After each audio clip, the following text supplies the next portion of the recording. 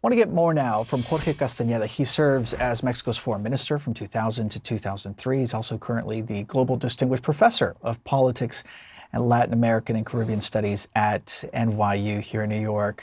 Jorge, thank you so much for joining us. Thank you, Paul. It's good to be with you.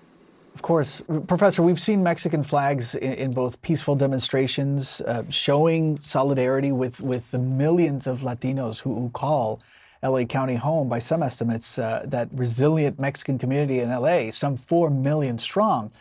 But we've also seen that flag seen in images showing vandalism, destruction.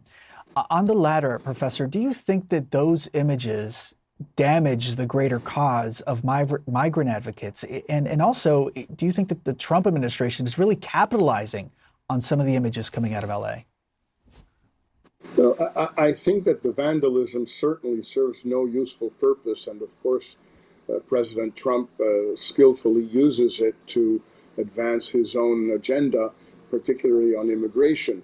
The use of Mexican flags is more complicated. This is something that goes back actually to the 1990s when many people protested against Proposition 187 at the time, and then also the early 2000s where demonstrations all over the United States took place against several laws that were being implemented then on immigration. So the use of the Mexican flag is not really that new. The issue here is that most, I would say practically all of the demonstrators, all of the protesters are American citizens. You would have to be quite reckless or foolish to be a Mexican citizen without papers or even as a legal permanent resident to go out and demonstrate today in these protests because you're most likely to be arrested and deported, even if you're a legal permanent resident, certainly if you have no papers. So I think most of the people, if not all of the people who are demonstrating, are American citizens, and it's perfectly their right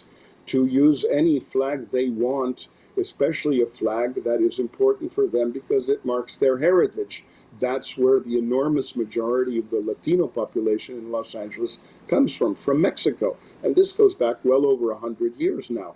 So yes, they're using a symbol of their heritage, but they are American citizens enjoying American freedoms. And what's questionable is whether those freedoms are being taken away now by not allowing them to demonstrate with a flag or without a flag.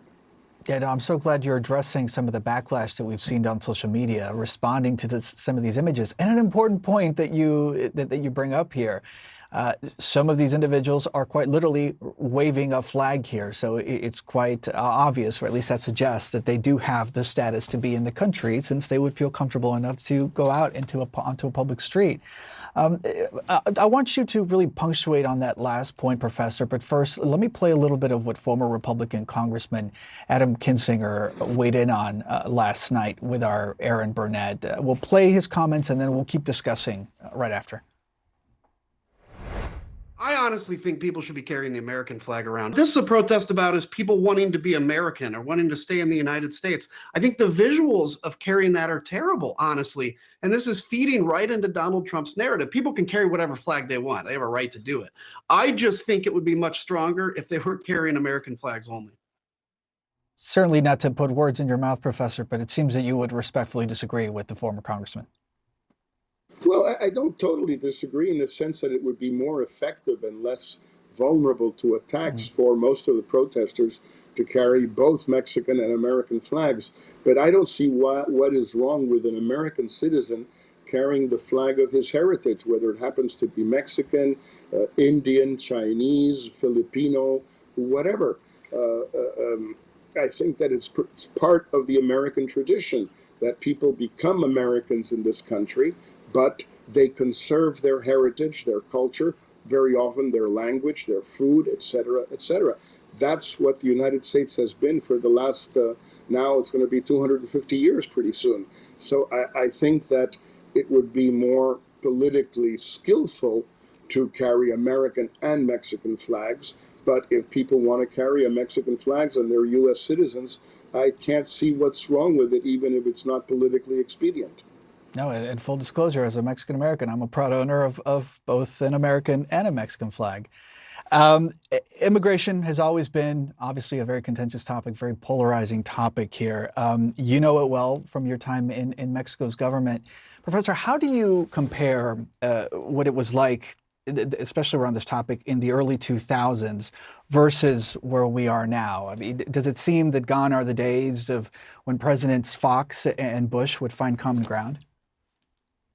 Absolutely. This is a totally different world and totally different situation we're looking at. 25 years ago, when President Bush was inaugurated, immediately he began conversations with President Fox, who had just been elected, to try and reach some sort of immigration agreement between the two countries that would include legalizing the people who were in the United States without papers and allowing for future flows of people from Mexico to come to the United States legally without having to break any U.S. laws, but at the same time to be able to take the jobs in the United States that Americans do not want to do at the wages at which Mexicans are willing to do them.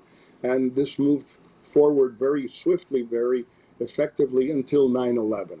And it is true that since then, or a little bit later, on the contrary, the attitudes towards immigration in the United States have been moving backwards, and neither Presidents Bush, Obama, or Biden were able to make any real headway on immigration reform, what's now called, or was called, comprehensive immigration reform. And President Trump, in his first term and now in his second term, is certainly on the other side of the debate, on the other side of the discussion. He prefers there to be no immigration, and he wants, apparently, to deport everyone in the United States who has no papers, regardless of their contribution to the U.S. economy, to U.S. society, to U.S. culture.